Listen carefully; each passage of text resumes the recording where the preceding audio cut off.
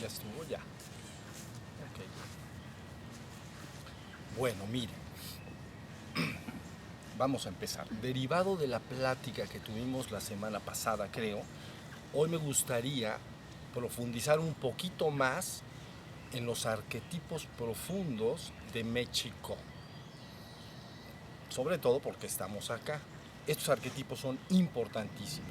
Y en la oportunidad pasada se abrió algo y entonces me gustaría que lo retomáramos hasta profundizar y entender bien dónde estamos y qué está pasando. Pero miren, antes acuérdense que dijimos, históricamente se conciben más o menos 33 religiones oficiales en el mundo. Muchas ya desaparecieron. Entendiendo por religión la búsqueda de religar al hombre con su esencia divina. Por eso es religión, religar. De estas 33 religiones, considero que 9 acertadamente conducen y logran este objetivo. Explican cómo, desde el punto de vista de un sendero o camino o escalera, y también explican métodos, prácticas y técnicas. Estos 9. Entonces, yo les dije que en mi tiempo atrás, entonces dije, de estas 9 vale la pena, la equiparamos, recuerden, con vacas que dan leches a la humanidad. Entonces, la humanidad recibe la leche de las vacas y se nutre físicamente. Entonces, igual deben nutrirse desde el punto de vista espiritual. Entonces, de estas 9 religiones, entonces, dije, necesariamente tenemos que tomar la crema. Y entonces lo que se hizo en el pasado y que se llamó misticosofía. Y se llamó misticosofía porque al rescatar se dice, se vio evidente que no se estaba rescatando los ritos, ceremonias ni sistemas de creencias de estas religiones, se estaba rescatando su mística. Luego entonces, pues se tiene que llamar la sabiduría de la mística. ¿Sí se entendió? Luego dije, bueno, ¿qué tal si a la crema le sacamos la crema? Y entonces nació finalmente lo que se llamó Shivashambhu. Entonces, ese nombre fue elegido única y exclusivamente porque es la única palabra que yo conozco en el contexto que se refiere a la conciencia pura. Cuando se habla de Shivashambhu, se habla de la conciencia pura. Entonces dije, ¿qué nombre le toca a la crema de la crema? Evidentemente para mí, y según veía yo en todo este rescate de esta mística, es Shivashambhu. No era Buda, que quiere decir despierto, no era Cristo, que quiere decir ungido, no era ninguna de estas palabras, era conciencia pura. Pero una vez que ya se termina eso, francamente se tiene la crema de la crema, ya está, ya no, quererlo resumir más, francamente resulta chocante. Es una teoría chiquitita y ya no es necesario esforzarse más ahí. Entonces dije, bueno, podemos dar un paso adelante, algo que pueda servirle a los pobladores de esta nación y a los pobladores de América completa y finalmente a los pobladores del mundo, es rescatar los arquetipos profundos de México. Eso es muy importante. Y se abrió en la pasada oportunidad que platicamos, ahí se abrió algo. Entonces hoy voy a retomar un poquito lo que se dijo ahí y luego voy a dar un aventón más, ¿sí se entiende? Es importante, créanlo. Miren, decíamos que en la tradición náhuatl, en la tradición de Mesoamérica, entonces se conciben 5 Tezcatlipocas. Eso es lo que dijimos. Uno en el centro, norte, sur, este y oeste, ¿no? Y lo equiparamos, por cierto, con la tradición del Tíbet, donde se habla de los 5 Budas trascendentes. Y entonces hablamos de Vairocana, el del resplandor solar, Amitabha, y luego dijimos el que mira hacia abajo, que no llegaba el nombre, es Avalokitesvara, el que mira hacia abajo. Entonces dije, por eso escribí hace muchos años, en los libros al principio, el del resplandor solar, luz ilimitada, mira hacia abajo.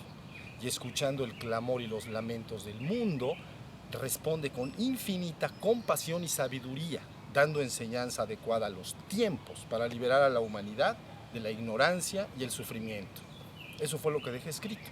Ese escrito se refiere completamente a los budas trascendentes de la tradición del Tíbet, etc., del budismo tibetano. Pero aquí nosotros entonces hablamos de 5 Tezcatlipocas. ¿Ok? Esto es un repaso rápido, es muy sencillo, no tiene nada de complicación, se llama teología tolteca. Entonces, tenemos al Tezcatlipoca del centro, que es el principal, norte, sur, este y oeste. Y entonces, en esta descripción y en esta visión náhuatl, se dice, vivimos en ciclos, la existencia está basada en ciclos. Entonces, toman un ciclo mayor, son 5,100 y tantos años, pero voy a hablar de 5,000 porque nos vamos a terminar haciendo pelotas si queremos ajustar. Entonces, un ciclo mayor, 25,000 años. Ese lo divides entre 5 y te da un ciclo que llamamos soles. Entonces, este es el quinto sol que se cerró el 21 de diciembre de 2012. Porque esta tradición es netamente astronómica, no astrológica, ¿okay? Adivinatoria. No es eso. Astronómica, ¿no? Obsesionados con el movimiento de los astros y la repetición de los astros. Entonces, en base a estos ciclos de los astros, desde la luna, que es nuestro ciclo menor, bueno, la Tierra, su ciclo de 24 horas, la lunar, la solar, y se iban a más, ¿entienden? Entonces hacen un diseño extraordinario. Entonces, resultan estos 5,000 años, quinto sol, ¿ya? Y entonces ellos dicen, la conciencia directriz de este ejercicio de conciencia o de este ciclo, si ustedes lo quieren entender, entonces es el Tezcatlipoca del centro. Recuerden que les dije en aquella ocasión, su nombre en español es humo en el espejo, o el del espejo humeante, ¿ok? Y se le describe como solo portador de una pierna. Yo les aseguro que está refiriéndose a que se está hablando de una conciencia que tiene la mitad en la existencia y la mitad en la trascendencia.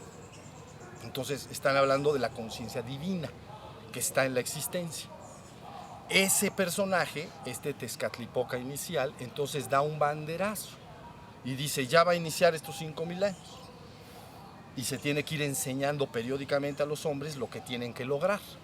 Les avanzo que lo que tienen que lograr es convertirse en esa misma conciencia, en la conciencia de Quetzalcóatl.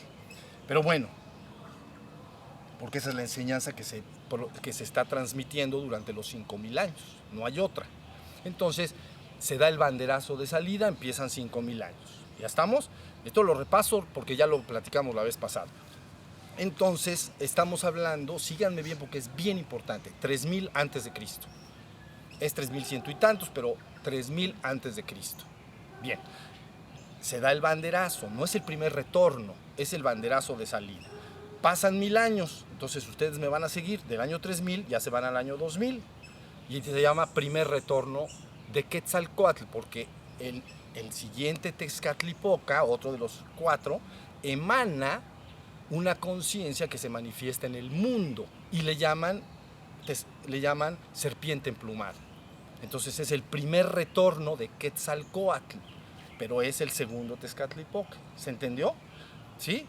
Luego entonces transcurren 1,000 años después, entonces vamos en el año 1000 antes de Cristo. Segundo retorno de esos 4, ya van 2. Año 0, hoy voy a hablar particularmente de este, año 0. Entonces nace tercer retorno de Quetzalcóatl, ¿ya? Y luego entonces viene en el año 1000 después de Cristo, el cuarto retorno de Quetzalcóatl, que ustedes lo conocen como el rey tolteca en Tula. Seacatl Topinzli Quetzalcóatl, quiere decir uno caña, nuestro príncipe Quetzalcóatl, Topinzli, nuestro príncipe, ¿ok? Y entonces ahí tienen al cuarto. Y luego en esta cosmovisión se está repitiendo cada 1,000 años. Y el ejercicio de esos 1,000 años siempre está dando una enseñanza a los pobladores de Anáhuac. Finalmente llega el año 2000 y entonces, así como se dice en los códices, realmente hay un Tezcatlipoca, pero se parte en 4. Entonces dicen así, del Tezcatlipoca inicial emana una bola de incienso donde van los otros 4, ¿ya? Y se van proyectando, 1, 2, 3, 4. En el año 2000, cuando se va a cerrar el ciclo, entonces vuelve ¿cuál? El primero. Y entonces ese primero retoma a los 4, los absorbe en sí y cierra el ciclo. para ver el ejercicio de conciencia, si se logró, no se logró, etc. ¿Ya? Y entonces se ve la cosecha, ¿no? La siembra y la cosecha. ¿Sí estamos? Bueno, entonces cierra el caso año 2000, vamos a decir. Ahorita profundizaré un poco más en eso. Hasta ahí no hay dudas de esto. Es un marco teórico que tiene que tener bien claro, porque si no se van a perder. Bien. Ahora, no por casualidad, los tres florecimientos culturales más importantes en las tierras de Anáhuac, en el Valle de México principalmente, están ajustados a estos ciclos. Vamos a tomar principalmente los últimos 2000 años, no debemos irnos más para atrás porque nos perderíamos, pero 2000 años a la fecha está perfectamente ubicado, ¿ok? Entonces, ¿qué florece en el año 0? ¿Se acuerdan? 3000, 2000, 1000, 0. Bien, en el año 0 florece entonces Teotihuacán, ¿ok? Inicia con una población de 5000 habitantes, ¿no? Pero está destinado a ser una cosa extraordinaria. Y está ajustado entonces a el retorno 3. ¿Ya lo entendieron? Al tercer retorno. ¿Se acuerdan? El primer retorno, año 2000 a.C., el segundo retorno, año 1000 a.C., el retorno 3, año 0, el retorno 4, año 1000. Entonces, todos saben, y entiéndanme que no estoy refiriéndome a la historia porque no tengo particular interés en la historia, porque es la parte superficial, me interesan sus arquetipos profundos. ¿Sí se entendió?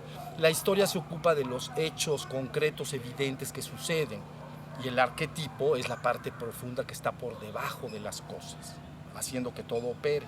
Bueno, año 0 finalmente, los historiadores dicen año 100 o año 200 antes de Cristo, pero año 0. Y entonces concuerda con la aparición de este Quetzalcóatl. No es casualidad, empieza entonces a florecer una cultura extraordinaria, ¿no?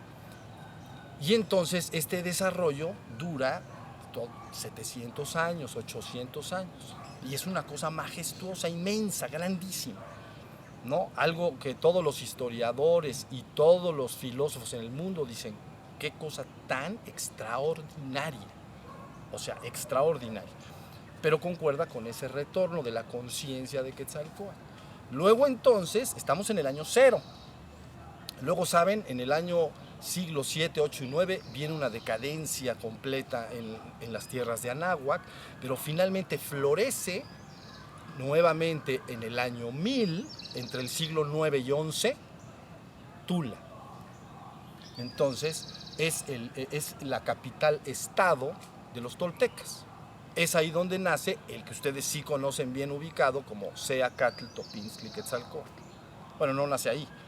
Ellos le solicitan que se haga su rey, pues.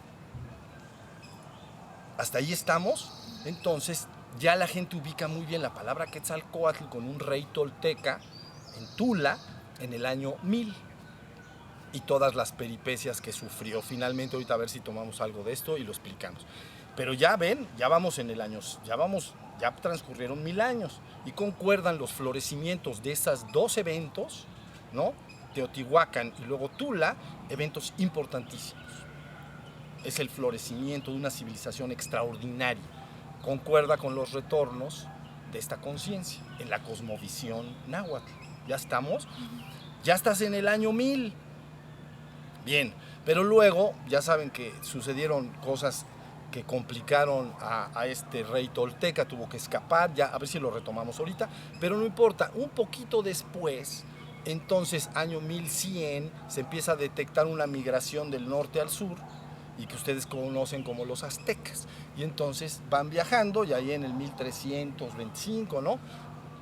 Llegan, ¿no? Su dios patrono, Huitzilopochtli, vamos a decir, les dice, tienes que migrar de este lugar, Aztlán, ahorita hablamos de eso. Tienes que emigrar de este lugar y entonces tienes que buscar un lugar en el que haya, ya saben, una piedra con un nopal, pues, y un águila con las alas extendidas. No dice que tiene que estar comiendo una serpiente, ahorita hablaremos de eso, alas extendidas.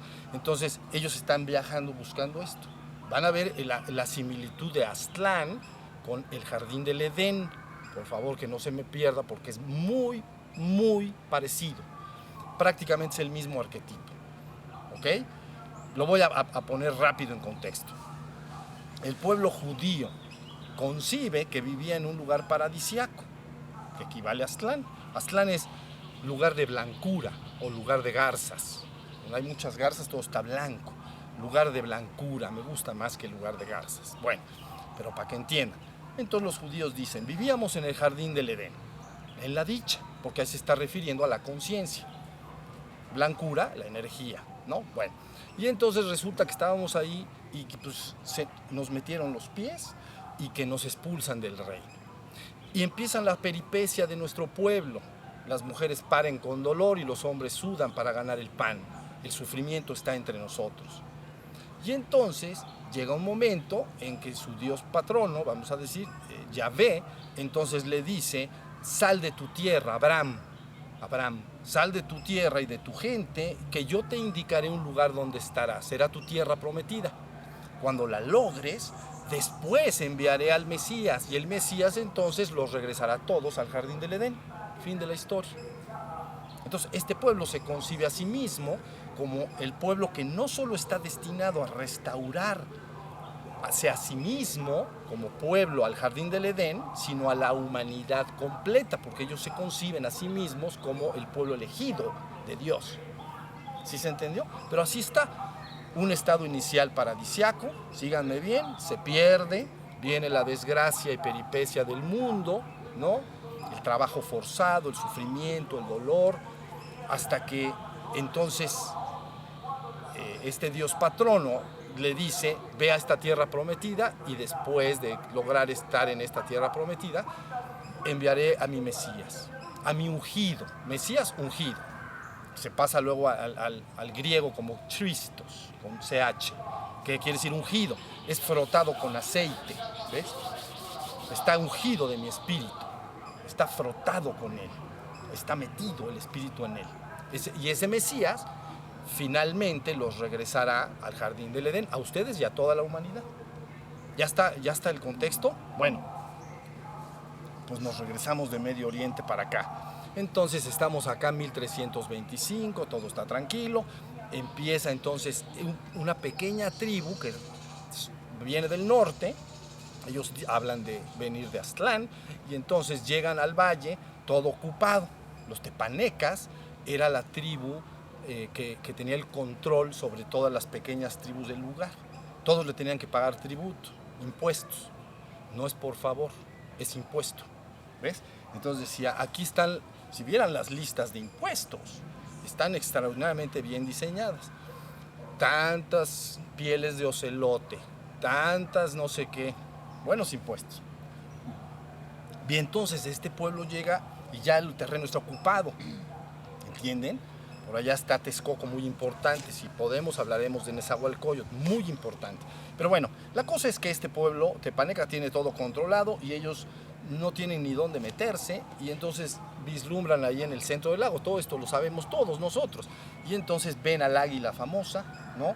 Y dicen, ahí está, pero resulta que era una cosa así de tierra, ¿no? Y entonces empiezan a hacer estas chinampas, ya saben, son unos como ladrillos, y empiezan a construir su ciudad. Ahí está. Síganme bien, porque esto es bien importante. Pero sigue siendo un pueblo subyugado, pequeño, no tiene fuerza. Se llaman aztecas porque vienen de Aztlán. Después le nombran mexicas. No, son los mexicas, pero son de Aztlán, son aztecas. ¿Sí se entiende? Y entonces luego avancen un poquito de 1300 a 1400. Ya, empiezan los tlatoanis como el soberano, y es algo así, quiere decir en español el que habla, el orador, el que tiene que hablar, más o menos el que sabe, tlatoani. Bien, entonces están los primeros tlatoanis, ¿no? Y entonces el hijo del segundo, tercero, más o menos, 1400, ha pasado poquitos años, 1125 a 1400. Entonces tiene dos hijos, uno de ellos, Tlacaelel, este es un personaje importante que ahorita van a entender por qué, y el otro, Moctezuma Ihuilcamina, el flechador del cielo. No es el que después conocemos más adelante, en 1500, cuando llegan los españoles. Estoy hablando 100 años antes. Y entonces, ya, resulta que estos dos personajes, Tlacaelel y Moctezuma y Wilcamina, son invitados a una reunión en el lugar más importante de toda Náhuac desde el punto de vista espiritual, que es Cholula. Porque en Cholula había una hermandad que se llamaba Hermandad Blanca de Quetzalcóatl. De hecho, Seacatl estudió con esta hermandad, por eso se convierte en un sacerdote de Quetzalcóatl y es el que gobierna en Tula.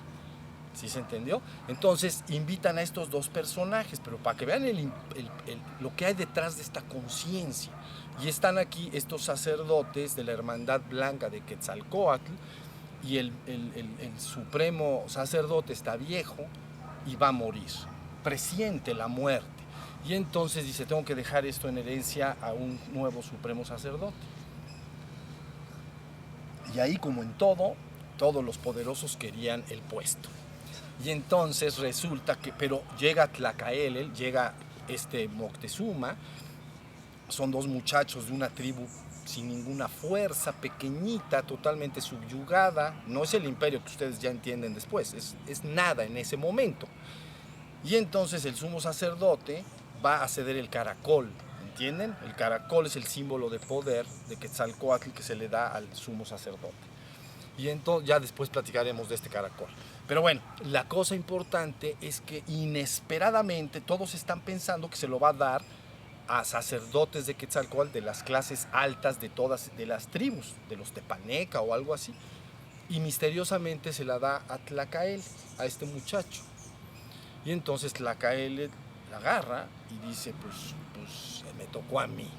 Y entonces agarró con su caracol y que se regrese. Entonces ya se convierte, el otro ya desaparece de escena, muere, vamos a decir, se hace un viejo y muere, y queda como supremo sacerdote de la Hermandad Blanca de Quetzalcóatl.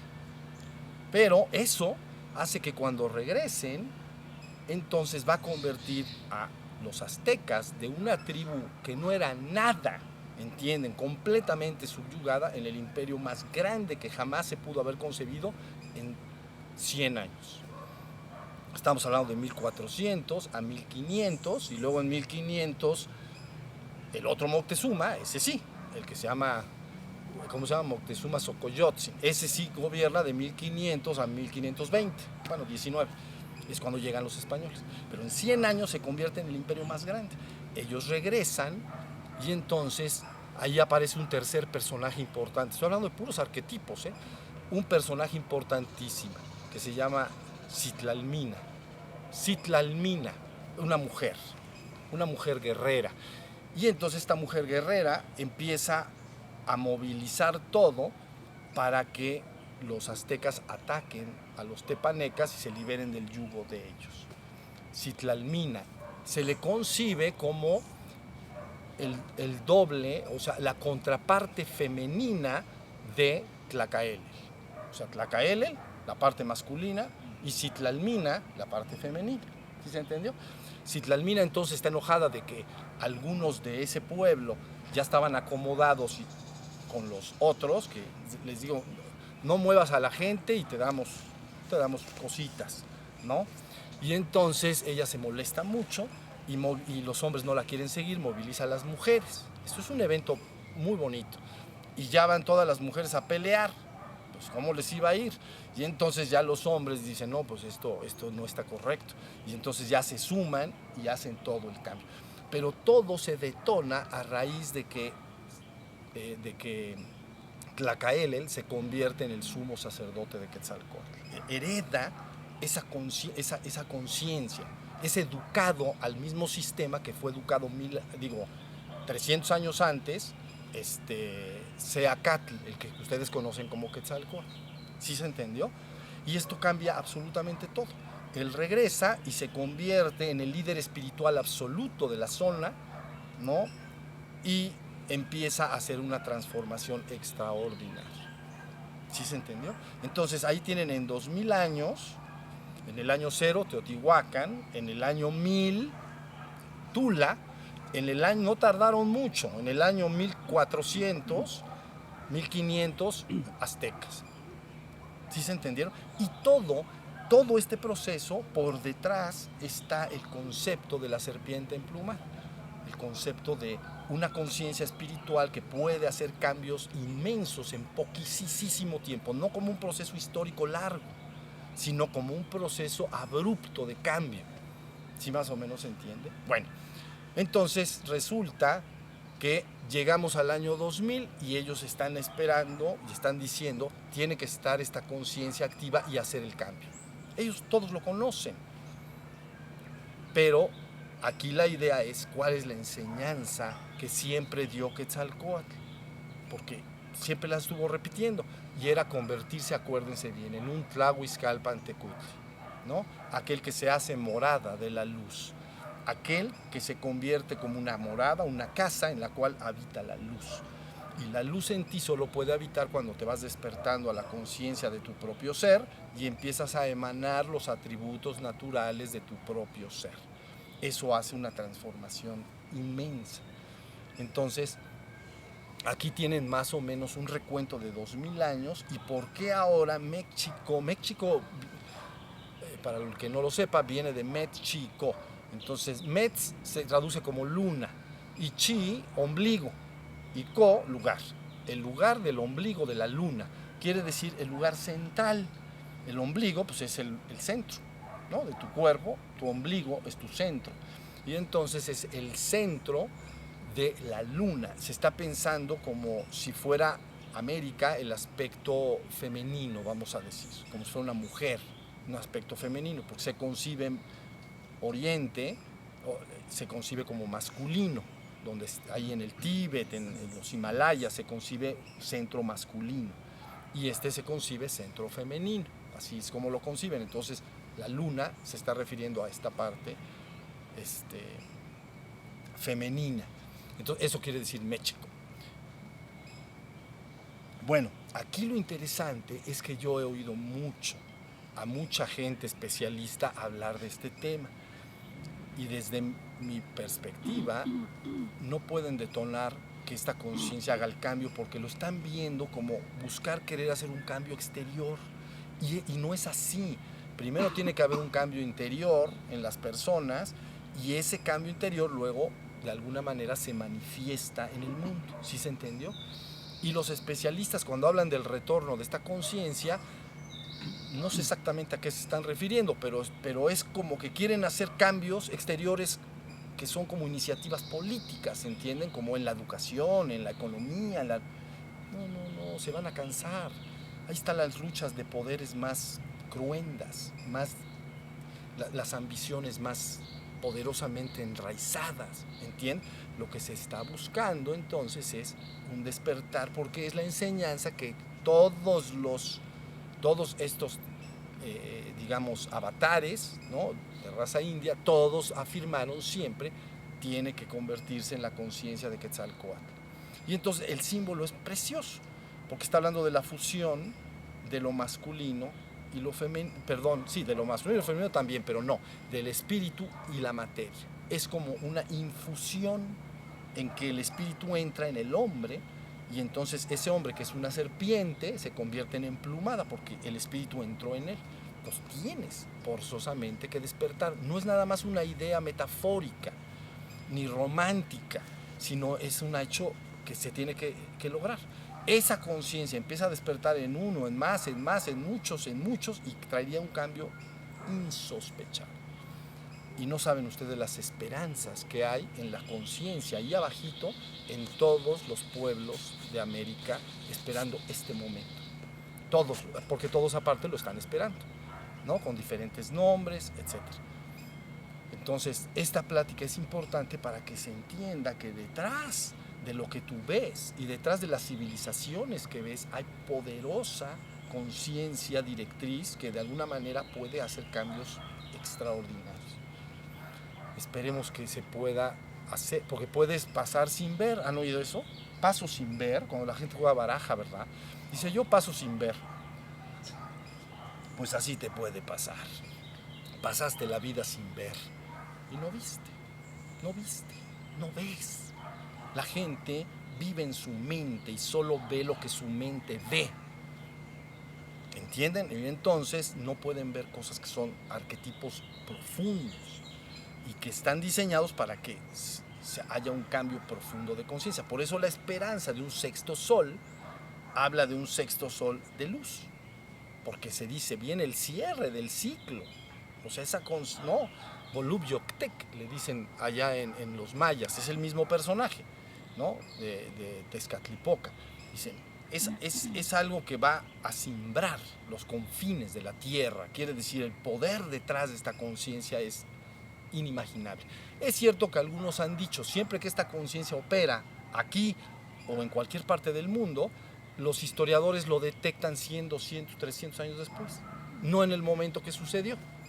¿Sí se entendió? Porque en el momento que sucedió, pues nadie se dio cuenta de nada, ¿verdad? Pues ya pasó, sí, qué bonito, ya estamos haciendo un mundo mejor y todo el mundo se va muriendo en el camino. Y entonces, pero resulta que pasan 100, 200, 300 años y dicen, ahí fue un momento importantísimo. ¿Sí más o menos se entiende? Pues yo espero que esto suceda así. Yo les he afirmado que los códices dicen, yo no los escribí, dicen que esta conciencia debe operar activamente en el último catún del calendario maya del quinto sol, 1993-2012, tenía que estar operando. Y luego el último Quetzalcóatl dijo dónde, porque se había dicho cuándo, pero no dónde. ¿Ok? Entonces, ¿dónde? Entonces él dice, tendrán que retornar, ¿no? Dice, yo retornaré, dígale a los habitantes de Cholula que estaré entre ellos, los reconfortaré, mataré y eliminaré al animal maligno y entonces los hombres podrán caminar en paz. Esa es la promesa del regreso, es una promesa como la de Cristo, ¿no? Siempre son arquetipos que están ahí puestos. La cosa es si las personas lo pueden ver y lograr hacer el cambio, vamos a decir. Entonces ahí tienen ustedes un empujoncito más de cómo en 2000 años, ajustado a esta conciencia, se dieron los 3 eventos más importantes del crecimiento de la cultura en México. Ahora la cosa es si la gente está abrumada dentro de los problemas económicos, dentro de tantas promesas de tipo político. La gente, los que tienen mucho, porque tienen mucho, ya se acomodaron y dicen, ay, luego me platicas del despertar, comprenden. Pero los que tienen pocos y padecen las más grandes desgracias, entonces aunque les digas que despierten, imagínatelos metidos en los más grandes problemas económicos y apuros. Entonces unos porque tienen y los otros porque no tienen. Entonces dices, si vieran las capas que yo veo, de dónde están los atorones para que la humanidad pueda despertar y cómo está siendo controlada toda la conciencia colectiva, no lo creo. Entonces está controlada por la política, está controlada por la economía, está controlada por el comercio. Todo el mundo quiere vender sus productos. ¿Y quién está diciendo quiero que el hombre se despierte y se libere? ¿Quién lo está diciendo? No hay nadie. O lo ven aquí en las avenidas donde están los cartelones, quiero que lo vean. ¿Quién dice, busco que el hombre sea verdaderamente feliz y recupere su conciencia de ser divino? ¿Lo han visto? Yo todavía no lo veo. Y son millones, entonces, de informaciones que el hombre está recibiendo en todos los medios, todo el tiempo, para sofocar este despertar. Si tan siquiera entendieran lo que quiero decir. Yo les he dicho a algunos de ustedes, ayúdenme, pero se confunden porque yo no estoy diciendo que me ayuden a mí. Lo que les estoy diciendo es ayúdate a ti mismo. Despierta y despierta a los tuyos porque puede esto convertirse en algo de un florecimiento extraordinario que podría finalmente no solo hacer un nuevo despertar en el mundo. Yo he hablado de una ascensión colectiva, una redención y ascensión colectiva, y eso es muchísimo. No sé qué entiendan ustedes por eso, pero bueno, ¿sí se entendió? Pero cuando les he dicho ayúdenme, veo que sí, te voy a ayudar a organizar esto, a organizar lo otro. ¿Qué me vas a ayudar? Ayúdate tú y despiértate y despierta a otros. Corran la voz, que no pueden entender que está en juego tu vida y la vida de los tuyos. En el sentido profundo no hay nada en juego, no te va a pasar nada. porque tu verdadero ser, y es el ser que yo soy, nunca ha estado en peligro ni en riesgo, vive en la gloria suprema. Pero tú como ser humano sí estás en un momento especial y que podrías cambiar esto y hacer un mundo completamente diferente. Entonces yo hablé del corazón de América, dije, son los pobladores originales de América. Los pobladores originales de América más las mezclas que se fueron llevando a cabo durante el correr de los siglos. Esa es la conciencia que debe ser despertada. Tienen, vamos a decir, un 80-20, esa. 80 de original, ¿entienden? Y 20 de mezclado. Así está correcto. Porque si tienen mucho de las mentes demasiado racionales, intelectuales, se atoran muy rápidamente. Y las gentes de más corazón, ¿no? Que llama vive siempre con rostro y corazón, es un mensaje tolteca, ¿no? Vive con rostro y corazón, es decir, vive con dignidad delante de los hombres y con un corazón abierto a todos. Entonces es la gente que puede finalmente despertar. ¿Sí estamos? Entonces, bueno, esto que les estoy diciendo es importante. Espero que no lo echen en saco roto y que, aunque estés en medio de problemas en el mundo, hay unos que no tienen ni un solo problema, pero hay gentes que están experimentando actualmente problemas de cualquier tipo, puede ser de salud, puede ser económico, puede ser de relaciones, ¿no? Cambios en las relaciones, en los divorcios, ya saben, todo lo que a todo mundo le pase que es una pachanga ahora. Y entonces, en medio de eso, ni modo, ahí en medio tienes que hacer tu trabajo y despertar. Si no lo haces, pasará sin ver. Pero el que pasa sin ver, ¿qué pasó? No vio. Punto. No, porque el que dice, no, yo sí pago para ver, pago el costo, porque quiero ver si lo que me están diciendo es real, lo pago, el esfuerzo, entonces ya veo, ¿ves? Pero si paso sin ver, ni te enteraste. Así es la cosa. Muchos están prometiendo muchas cosas, todos ofrecen miles de cambios a todos los niveles. La industria que más ha crecido es la industria de la autosuperación, entonces hay cursos por todos lados, todo el mundo está ofreciendo cursos para esto, para el otro, para el otro, para el otro. Entonces yo digo, ¿por qué no se despiertan de una vez y para siempre y se dejan de tantos enredos?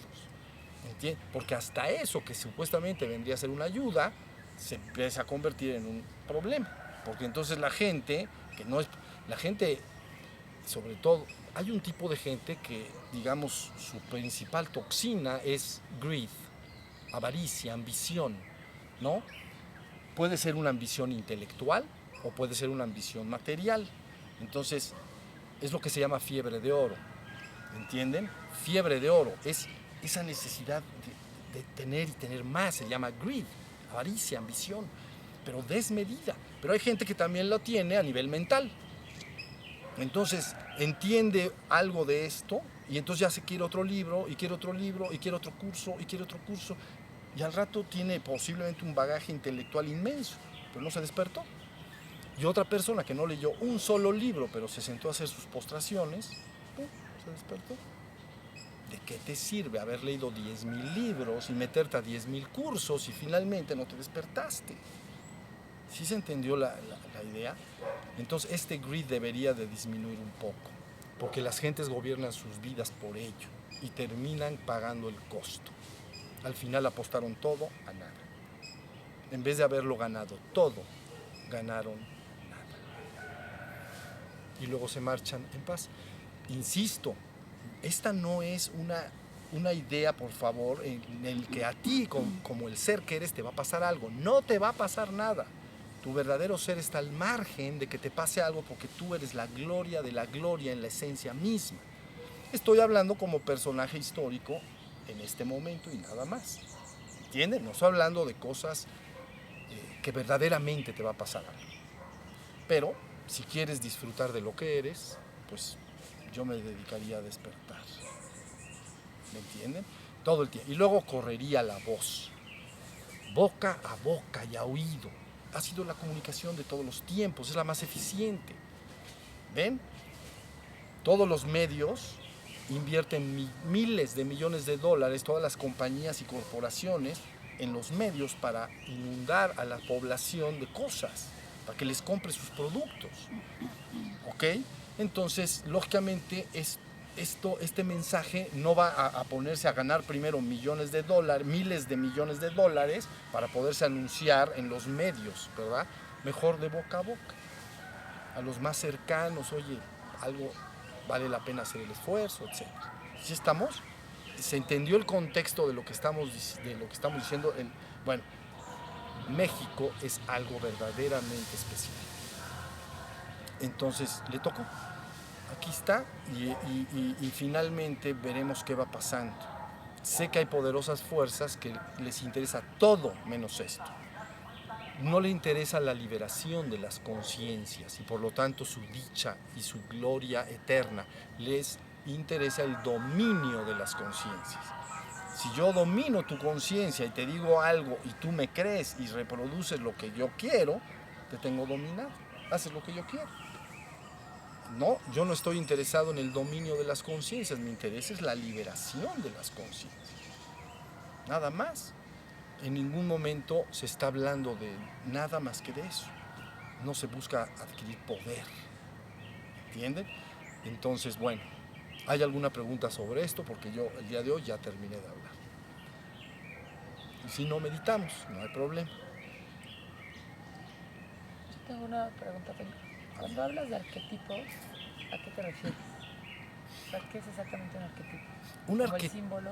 No, un arquetipo es como un modelo perfecto de algo y que entonces tú buscas reproducir. ¿Ves? Como si fuera un modelo que si fuera así sería perfecto. Por ejemplo, te voy a poner en otro ejemplo. Pero imagina que tú pones una escultura que hizo el mejor escultor el David de Miguel Ángel. Funcionaría como arquetipo en el sentido de que los estudiantes que están aprendiendo a esculpir buscarían reproducir eso. ¿Sí se entiende? Ahora, cuando se habla de arquetipo, se habla de que en la conciencia hay como un diseño que puede operar y manifestarse físicamente. Entonces, arquetipo es como un modelo que si sucediera perfecto, se reproduciría perfecto. En el arquetipo se busca que el hombre pueda experimentar transitoriamente un reino en este mundo. Transitoriamente. Pero, y la idea es cómo traspasar ese arquetipo a la vida diaria. ¿Sí se entendió? Que funciona. Sí me explico. Modelo. Es el modelo a seguir, vamos a decir. Entonces, por ejemplo, en este caso, los modelos como el Jardín del Edén o Aztlán son lo mismo. O sea, Aztlán funciona como un arquetipo en el mito, no en la historia, sino en el mito funciona como un arquetipo, como un modelo paradisiaco. Por eso se llama lugar de blancura, lugar que en el otro caso sería lugar de deleite, ¿no? El jardín del Edén, ¿no? Jardín del deleite. Esto sería jardín de la blancura. Entonces, esencialmente se está diciendo, si el corazón de América despierta, no solo reproduciría el arquetipo de ese Aztlán o de ese jardín del Edén en el mundo, sino que finalmente regresaría a él ya definitivamente. O sea, reproduce el modelo acá y luego entonces levantado y ya, se terminó. Porque pudo reproducir el modelo. ¿Sí estamos? Eso es lo que significa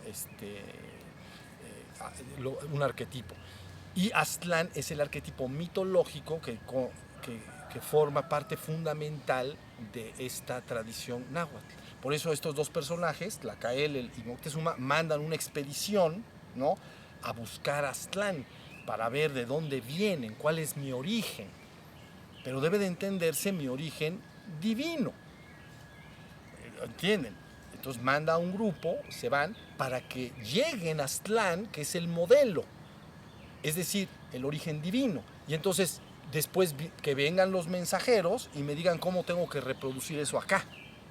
¿Cómo puedo en el mundo reproducir lo que encontré allá? ¿Sí está?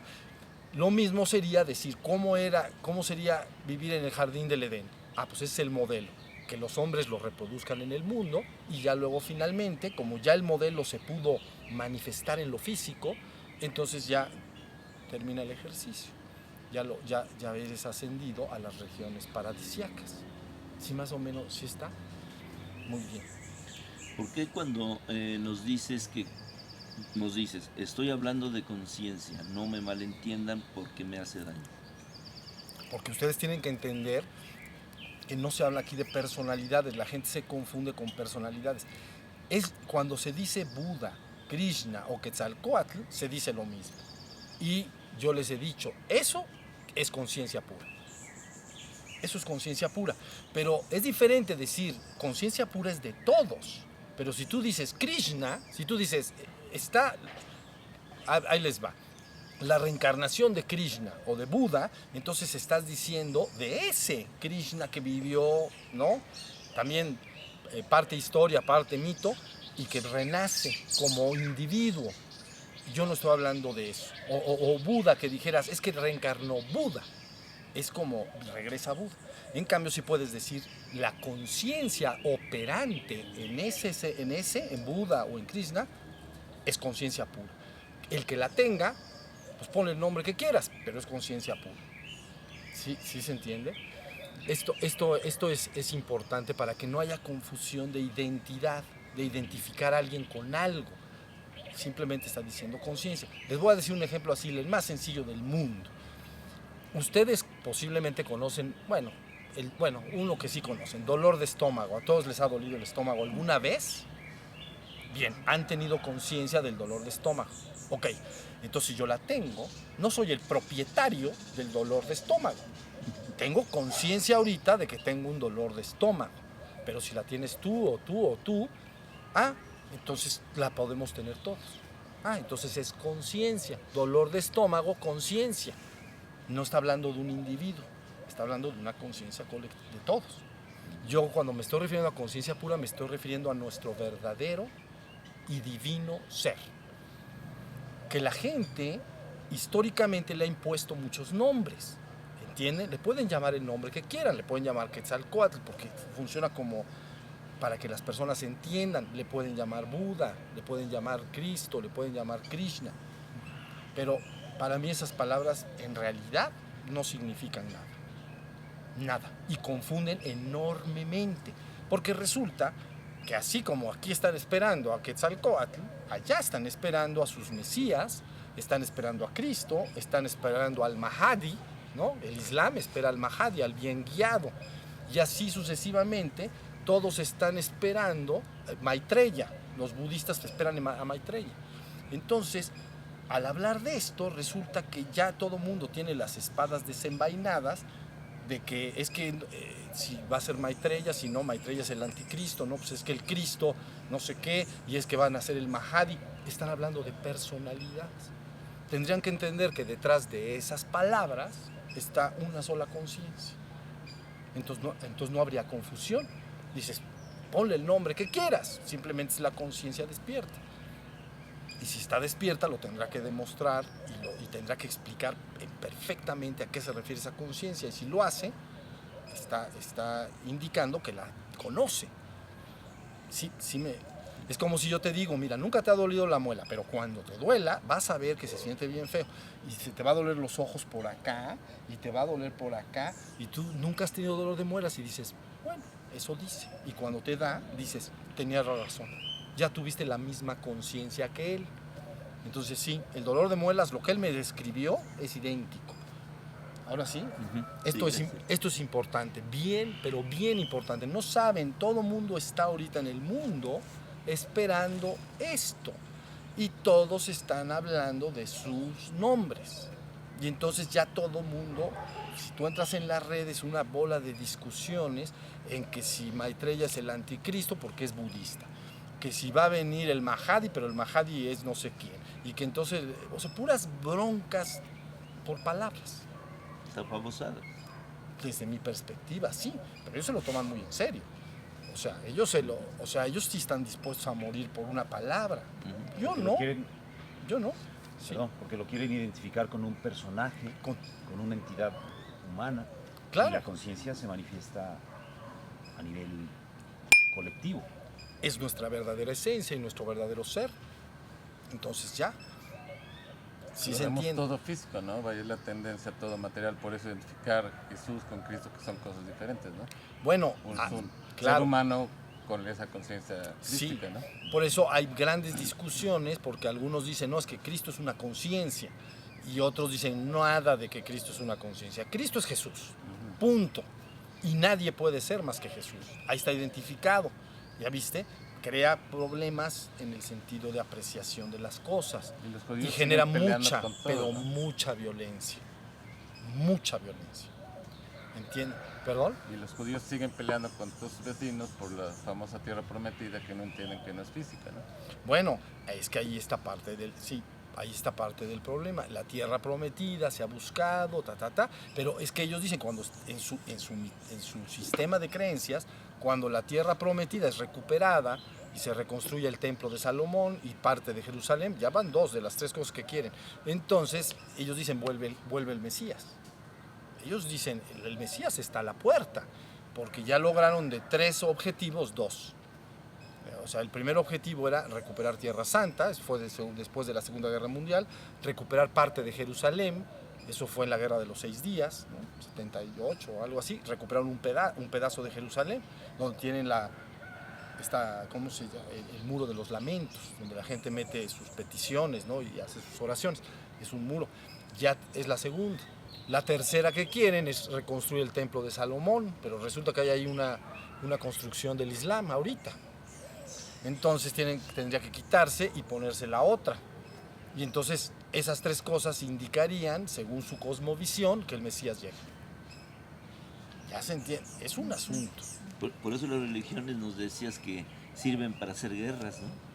Bueno, pues sí, porque los sistemas de creencias de alguna manera difieren unos de otros y finalmente puede haber enfrentamientos por los sistemas de creencia. Es horrible porque estás diciendo lo mismo. Están esas religiones abajo diciendo lo mismo con otras palabras, pero en la parte superficial, en el uso de palabras, parecería que no. Entonces enfrenta a los hombres. Por eso mi interés es recuperar la esencia y decir, pues síganse peleando.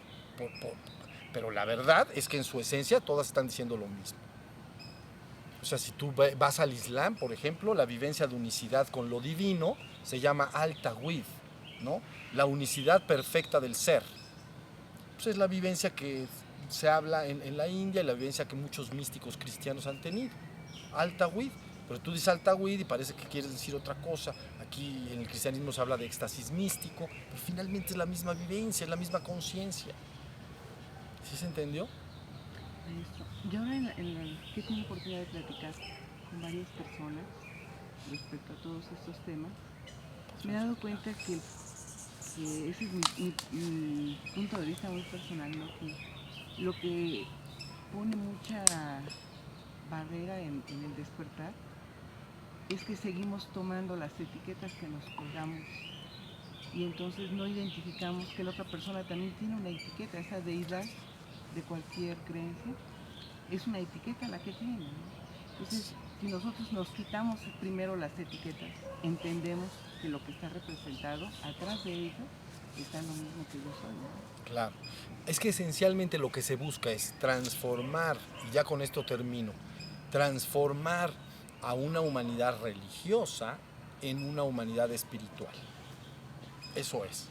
La palabra religión es una institución y entonces que tiene ritos, ceremonias, es bien importante, y sistemas de creencias. Y abajo tiene su esencia, que es su mística.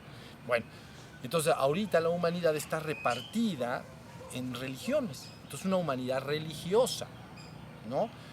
El asunto es decir, ¿por qué no dejar la plataforma de lo superficial y nos vamos a la esencia, a la vivencia de unicidad con lo divino? Veamos si dicen lo mismo, vas a decir sí, realmente dicen lo mismo. Entonces ya transformarías a la humanidad de religiosa en espiritual. Esa humanidad espiritual sí podría crear un reino en este mundo. Transitorio. Y luego vendría el fin. Porque cuando el arquetipo ha sido adecuadamente manifestado, entonces se terminó el ejercicio. ¿Entienden lo que quiere decir? ¿Cómo explicarlo? A ver, imagínate que tú eres un actor de teatro, y con esto ya termino. Imagínate que ves, bueno, bailarina de ballet o bailarina así padre, y ves a la mejor bailarina de todos los tiempos hacer una danza particular. Y entonces tú dices, cuando yo, ¿no?, que soy una bailarina, pueda hacer una actuación como ella, llegué a la perfección. Entonces, francamente, ya después ya no tiene caso volverlo a hacer. Entonces, todo tu ejercicio, toda tu práctica y tu danza estaría diseñada hasta llegar a reproducir la perfección de esa que es la mejor de todas las bailarinas de todos los tiempos, que funcionaría como un arquetipo. El día que lo bailo y que lo sé que lo bailé como ella, digo, ya no puedo superar más esto. Ya se logró el arquetipo manifestar. Esa es la idea de que la humanidad manifieste, como una ideología, manifieste un reino en este mundo que es reproducción del arquetipo. ¿Sí se entendió? Y entonces ya después vendría una ascensión. Ya ¿para qué más? ¿Sí se entiende la idea? Eso es un poco el asunto. A ver, ¿dices algo? Entonces sí se vale hacer el jardín del Edén en este mundo para después ser tomado y redimido. Ahí ya me... Sí, colectivamente sí.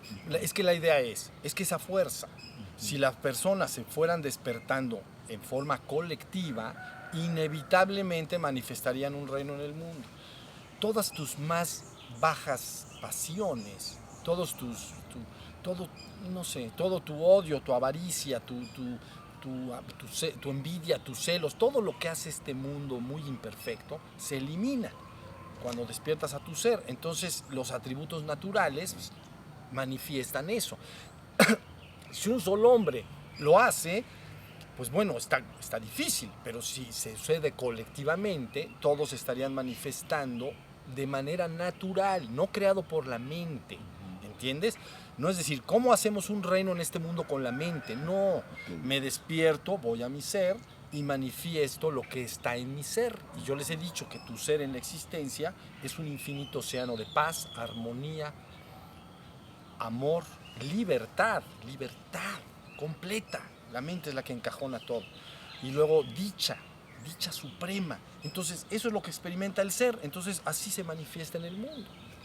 Has quitado todos esos contaminantes, ¿no?, de ambición, en fin, que tienen los seres humanos.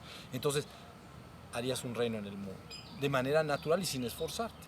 Pero ya equivale a que hiciste como la bailarina. Hiciste una actuación perfecta.